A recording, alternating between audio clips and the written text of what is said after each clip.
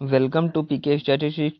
Today will be 5th of March 2024. DFFE will be released in the statistical assistant of the various posts. The most important post in the DFFE statistical assistant. You can know DFFE is the government of NCT Delhi working on the Delhi Subordinate Service Selection Board. The opening of the date 19th March and the date closing date of the submission 17th of April 2024.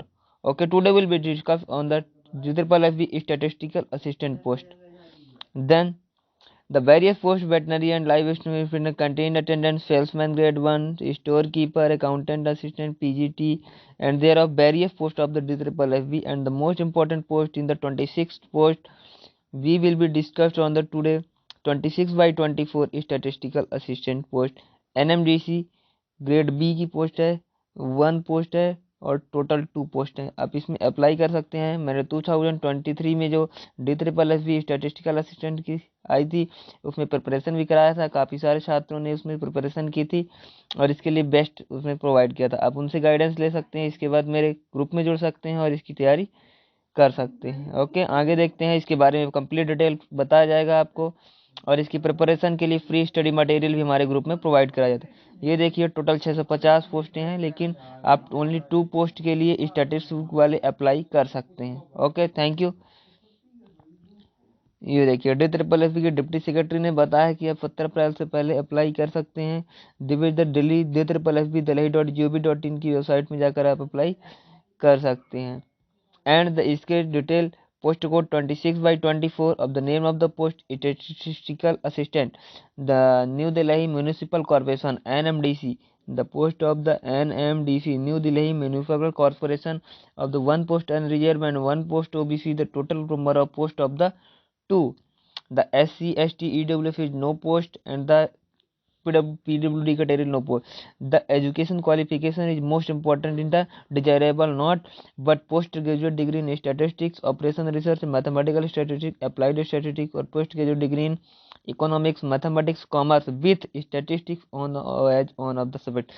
मैं यहाँ पे एक बात clear कर देता चाहता हूँ कि आपको जो इकोनॉमिक्स कॉमर्स वाले स्टूडेंट हैं उनके लिए एक any 1 paper of the statistics होना कंपलसरी है।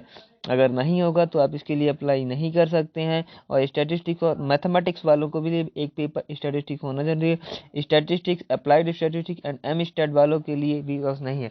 और डिजायरेबल में इसमें कंप्यूटर का नॉलेज डिजायरेबल का रखा है, इसमें डिप्लोमा नहीं देना है। इसका जो पे स्केल है 35,400 से 1,12,400 रुपये है। लेवल 6 की पोस्ट है, ग्रुप बी की है, नॉन ग्रेजुएट है। लेकिन स्टैटिस्टिकल असिस्टेंट से आपका एक प्रमोशन होता है और इसके बाद आप असिस्टेंट स्टैटिस्टिकल ऑफिसर बनते हैं, जो कि ग्रेड बी की पोस्ट होती है, पर वो गजेटेड पोस्ट होती है। 18 to 32 ईयर के स्टूडेंट इसमें अप्लाई कर सकते हैं। ये लिखा है एज रिलैक्सेशन आपको प्रोवाइड किया जाएगा। ओके, एसेंशियल क्वालिफिकेशन में आप देख सकते हैं। आपको कोई डाउट हो एसेंशियल क्वालिफिकेशन को तो वीडियो को अगेन प्ले करके देख सकते हैं। मैंने आपको एजुकेशन क्वालिफिकेशन के लिए कंप्लीट क्लैरिफिकेशन दे दिया है, ये देख लीजिए और आप अप्लाई कर दीजिए। अगर आप एलिजिबल हैं तो इसके लिए ज़रूर अप्लाई करें। खास तौर से जिन्होंने MSc statistics and applied statistics और M.Stat मास्टर ऑफ स्टैटिस्टिक्स की है वो इसमें ज़रूर अप्लाई करें, क्योंकि टोटल नंबर ऑफ पोस्ट 2 है, मगर बहुत सारे कैंडिडेट इसमें अप्लाई नहीं करते हैं और बहुत कम मार्क्स में इसमें सिलेक्शन भी हो जाता है। ओके, और अगर आप इसकी प्रिपरेशन करना चाहते हैं तो मेरा PK स्टैटिस्टिक्स टेलीग्राम चैनल इसकी प्रिपरेशन करवाता है, complete free study material provide कराता है। और मैंने इसके 2023 में 241 समथिंग पोस्टें आई थी जिसके लिए मैंने प्रिपरेशन करवाई थी और कई सारे स्टूडेंट ने प्रिपरेशन की भी थी। तो आप ज्वाइन कर सकते हैं PK स्टैटिस्टिक्स टेलीग्राम चैनल। उसमें 1100 से ऊपर मेंबर जुड़े हुए हैं और वो प्रिपरेशन कर रहे हैं। Okay, and the eligibility criteria of the candidate must be a citizen of India. Candidate must be eligible, term of age, education qualification, experience। 3 certificate मांगे हुए हैं। एलिजिबिलिटी, आप एलिजिबल होने चाहिए। एजुकेशन क्वालिफिकेशन ध्यान रखें, लास्ट डेट 17 अप्रैल तक आपके पास कंप्लीट एजुकेशन क्वालिफिकेशन होनी चाहिए। बिफोर डेट रिपोर्ट, अगर आप कमांड में रनिंग में है और आपकी प्रिपरेशन चल रही है तो आप इसको फॉर्म अप्लाई कर सकते हैं। इसके बाद जो एग्जाम की डेट आती है वो काफ़ी दिनों में आती है, क्योंकि DFFB इतना जल्दी एग्जाम कंडक्ट नहीं करवाता है, काफ़ी टाइम लग जाता है। खैर, अभी 2023 में जो आई थी उसके लिए DFFB में काफ़ी जल्दी एग्जाम कंडक्ट करवा लिया था, क्योंकि उसमें वैकेंसी पोस्ट की कमी थी और प्लानिंग डिपार्टमेंट में थी, इसलिए हो गया था। ये ये जो अभी करंट में पोस्ट आई है म्यूनिसिपल कॉर्पोरेशन के लिए है, तो इसका एग्जाम हो सकता है जल्दी, पर स्टिल आप देख सकते हैं। फॉर्म फीस जो है तो इसकी 100 रुपये है। Women candidate belonging the schedule caste, schedule SC और ST से जो बिलोंग करते हैं, PWD पर्सन है, इनको जो तो एप्लीकेशन फीस नहीं पे करनी है। द एम्प्लॉयमेंट एक्स सर्विसमैन और re employment are not eligible for the concession. Ex serviceman को इसमें फीस में कंसेशन नहीं दिया गया है। FBI EPSA application fees once paid for the refundable under the circumstances, किसी भी परिस्थिति में फीस नहीं। अब देखिए एग्जामिनेशन का पैटर्न क्या होता है। ये टेक्निकल एग्जामिनेशन मतलब जिसमें सब्जेक्ट का पेपर होता है, वो टेक्निकल एग्जामिनेशन में DFP जो है तो कंसाइडर करती है। कैसे करती है बताते, देखिए इसमें दिख नहीं रहा, आपको दिखा दें। आपको पोस्ट कोड है ये 26/24, जिसका ये टायर होगा। इसको मैं जूम आउट करके दिखाता हूँ आपको, कंप्लीट एग्जामिनेशन पैटर्न बताता हूँ।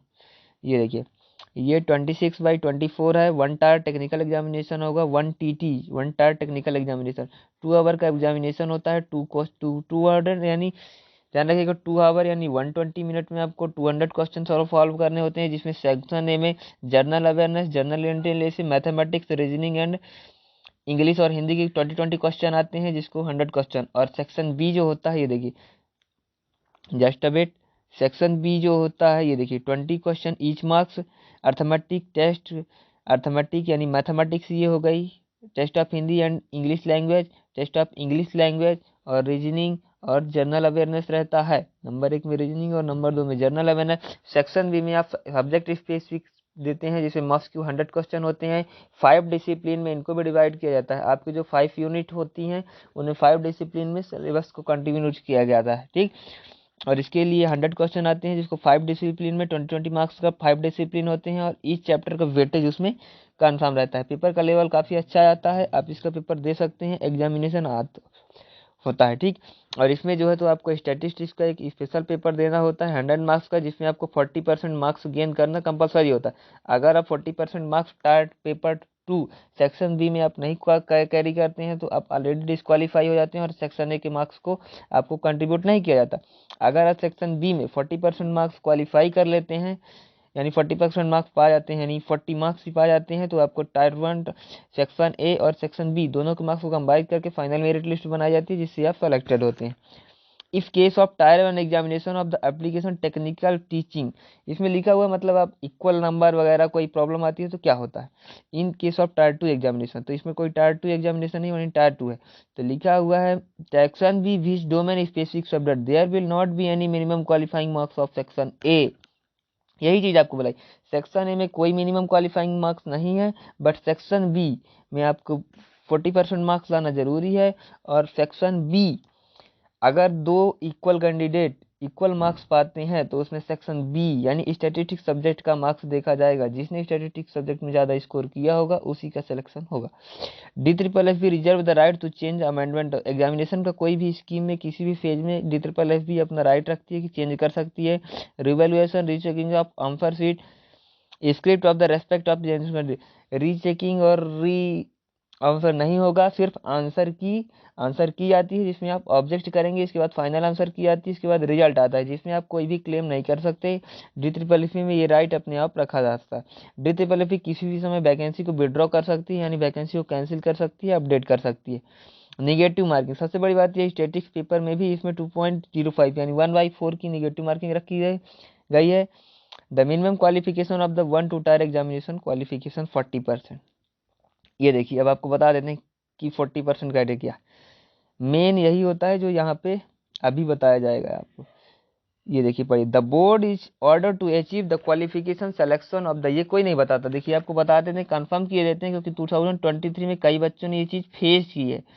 कई बच्चे ऐसे भी हैं जिन्हें काफ़ी पोस्ट थी, लेकिन 40% मार्क्स गेन नहीं पाए और उसमें रिजेक्ट हो गए थे। तो इसलिए आपको क्लियर बता देता था, achieving selection of the recruit with the talent available has fixed the following minimum qualifying marks. अब देखिए जर्नल और DWS के लिए मिनिमम क्वालिफाइंग 40% है, यानी 200 का पेपर है तो 40 × 2 80 मार्क्स लाना आपको कंपलसरी है। OBC दिल्ली वालों के लिए 35% और OBC अदर स्टेट वालों के लिए जनरल में काउंट किया जाएगा। SC ST PH PWD वालों के लिए 30%। की एज वैकेंसी DFP की है, तो इसमें HRA जो है तो अप्रॉक्स 9,000 के अप्रॉक्स मिलता है, तो सभी जगह के कैंडिडेट करते हैं और इससे सेंट्रल गवर्नमेंट का पूरा पे ग्रेड लगता है। DTPLSB reserve it's right the prescribe the minimum cut off marks of the पर availability of the candidate. 40% minimum qualifying marks लाने का मतलब ये नहीं कि अगर आप 40 मार्क्स ला देते हैं तो आप सेलेक्ट हो जाते हैं। अगर नंबर ऑफ कैंडिडेट पोस्ट से ज़्यादा आते हैं तो आप 40% आपके बाद तो मेरिट बनेगी, यानी 70 भी बन सकती है मेरिट, 60 भी बन सकती है, कोई भी मेरिट लिस्ट बन सकती है। Cut off marks of the selection different categories may be the higher depending upon the marks obtained the candidate number of vacancy in respectively category. There is no two category wise vacancy के हिसाब से कई candidate को select किया जाता है। अब लिखा हुआ है एक ही कैटेगरी के दो इक्वल कैंडिडेट अगर इक्वल मार्क्स पाते हैं तो उसमें जो क्या होता है, अदर जो सिलेक्शन पोस्ट होती है तो उसमें मोस्ट सीनियर स्टूडेंट को, मतलब जो अपर एज लिमिट के होते हैं उनको क्राइटेरिया दी जाती है, मगर इसमें ऐसा नहीं है। इसमें जो है तो आपको जो स्टैटिस्टिक्स सब्जेक्ट में ज़्यादा मार्क्स गेन किया रहेगा वही जो है तो सेलेक्ट होगा पहले, ठीक। इसके बाद देखिए आपको पूरी प्रोसीजर बताइए।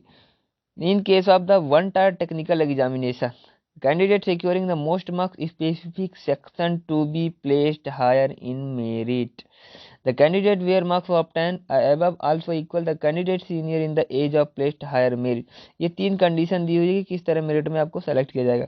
इन वन टायर जर्नल, तो इसमें वन टायर जर्नल इसी यही है आपका एग्जामिनेशन पैटर्न। इन देश of birth SC/ST OBD candidate selected on merit without any relaxation. अब देखिए SC/ST OBC को अपने एज का रिलैक्सेशन 5 ईयर, 3 ईयर, 10 ईयर का अपना रिलैक्सेशन मिल जाएगा। इसकी PDF में Telegram channel PK statistics study material syllabus, खैर DSSS कोई इसका सिलेबस डिफाइन नहीं करती, पूरा आपको पढ़ने के लिए देती है जो कि ग्रेजुएशन और पोस्ट ग्रेजुएशन में आपने पढ़ा होता है। बट मैं आपको इसका स्पेसिफिक सिलेबस प्रीवियस ईयर के अकॉर्डिंग आपको सेंड कर दूंगा। बोर्ड डिसीजन फाइनल, यानी DSSS की बोर्ड का फाइनल डिसीजन मानना होगा। Examination centre and the preparation of the merit list will be allocation of the department including the malware practice of the final being candidate. Okay, ये disclaimer है, deputy secretary ने आप signature करके बता दिया है कि ये है। आपको कोई प्रॉब्लम होती है आप PK स्टैटिस्टिक्स टेलीग्राम चैनल को ज्वाइन कर लिए। इसमें डिस्कशन का एक ग्रुप बना हुआ है, आप डिस्कस कर सकते हैं वहाँ। कई सारे स्टूडेंट DSSS स्टैटिस्टिकल असिस्टेंट के लिए हमारे चैनल में जुड़कर प्रिपरेशन कर रहे हैं, आप भी कर सकते हैं। काफ़ी आपको पूरी सलाह दी जाएगी। ओके, थैंक यू, मिलते हैं आपको नेक्स्ट वीडियो में। Thank you, best of luck. और वीडियो को शेयर कीजिएगा, चैनल को सब्सक्राइब किया करिए।